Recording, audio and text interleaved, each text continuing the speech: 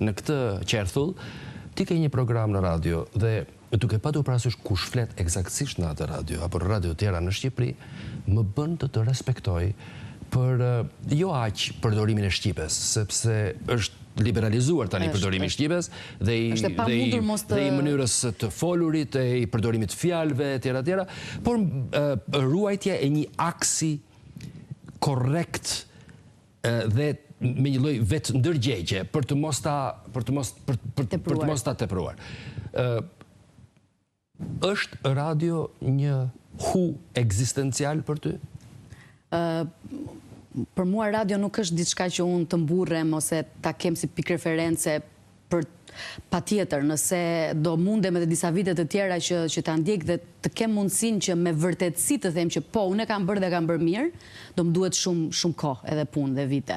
Por e kam krejtësisht për veten time, për pasionin tim. Muzika ka qenë e hershme tek unë, edhe pse deri në moshën 3 vjeçare nuk flisja fare. Merr ti vendime për emisionin, për listat muzikore? Patjetër, është emisioni im edhe bëj çfarë të më doj qefi mua. Do vendosësh Minën që të shqetësohet Beni. Kam bërë një speciale për Minën, sepse është ndër ato personazhe mistik e cila u zhduk, u largua në një kohë kur të gjithë vdesin, të shfaqen, të duken. Nuk mund ta krahasoj veten kurrë me të, por më pëlqen përsiatja që e ka pasur pikërisht me rrjetet sociale, me këtë vanitetin e madh, me faktin se duhet të shfaqesh, duhet të reklamohesh, kështu që radion e kam pikërisht për veten time, vetëm për mua. Më plotson.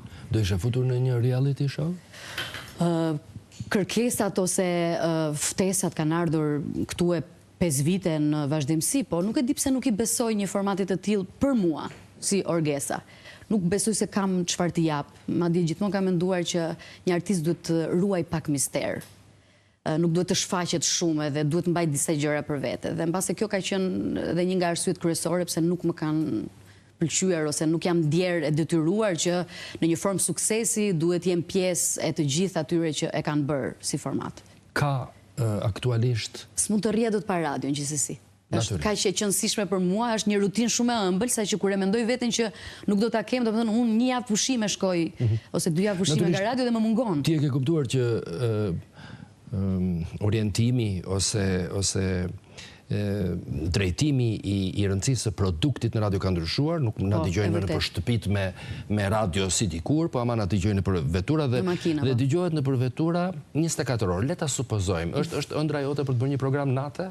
Në radio? Është. Le ta supozojmë një moment që në momentin që ti do dalësh në transmetim, në gjithë Shqipërinë, pse ka një moto shumë të madhe, kur punon në radio, profesori im i Fredonis ma ka thënë dhe nuk e haroj kur, kur njeriu bën radio, duhet të nënkuptojë që edhe një njeri vetëm të jetë në një kënd të humbur të botës, do mjafton që ti të flisë. Le ta supozojmë që janë vetëm 32 njerëz që mund të dëgjonin ty në orën 12 në një përsiatje. Do ta kishe bërë atë program?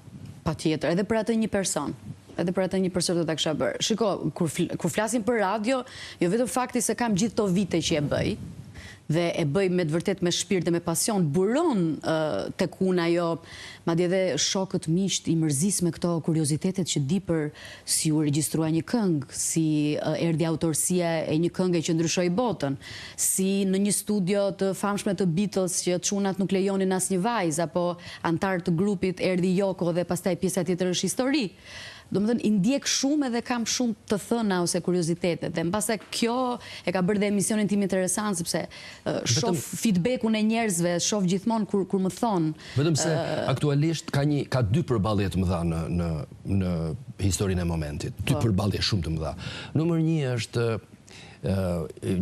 ajo që ka më duket mua individualisht interesante, mund mos jetë e lejuar në një medium si radio. Po, e vërtet. Për shembull, se radio i kërkon pak komercialitetin. Jo, ta supozojmë, nuk e di si e zgjidh ti këtë përballje. Një dhe përballja e dytë është kur audienca është në nivelin e folësit të radios, marrëdhënia është e shkëlqyer, sepse janë të gjithë njerëzit që kanë të njëjtin vizion për jetën.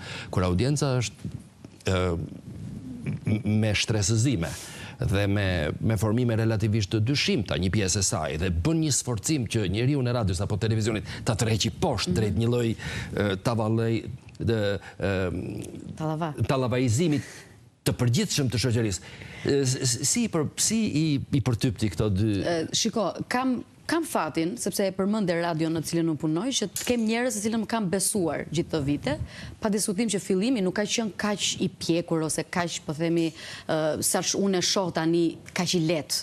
Ti jesh live, të ndizet ai mikrofoni drita dhe ti jesh live dhe mos të dish çfarë thuash, domethënë kërkon një lloj përgatitje, kërkon një lloj bagazhi intelektual, kërkon lexime të vazhdueshme, të dukesh në kontakt me. Kërkon një përgatitje të plot, jo një lloj përgatitje. Patjetër. Një lloj përgatitje kanë gjithmonë mesataristët. Kjo më ndan nga kjo pjesa tjetër që nuk dua të bëhem pjesë e masës, domethënë unë jam ajo që jam edhe ata më kanë pranuar ashtu me dëshirën time që si e bëj programi dhe programet në përgjithësi janë light. Është si Kadareja sa e letjet zonja Beti. Së më thënë janë light, janë light, janë po thuaj pa pesh, të shqetëson kjo? Do doje të nisje për gjëra më serioze? Unë mendoj që mund ta bëj diferencën të paktën me këtë gjë që bëj. Domethënë gjërat mund të arrihen pak nga pak, një gur, një plak, një tull. Domethënë unë i besoj gjës. Për aq kohë sa mendoj që do ketë një ndryshim, mendoj që do arrim atje ku dëshirojmë edhe ku ëndërrojmë. Nëse flasim tek radio dhe qëndrojmë tek vlerat e vërteta muzikore, gjithmonë kam besuar, mbase edhe edukuar me Celentanon, me Lucio Battisin, nuk e di. Me Zuccheron. Mendoj që një këngë duhet të ketë kuptim, duhet të ketë subjekt, duhet të ketë histori për të treguar. Dhe prandaj mbaj ata njerëz ato 2 orë në transmetim çdo ditë, sepse historitë që unë tregoj janë shumë interesante dhe i prekin, kuptojnë që janë njerëz si ata që i kanë shkruar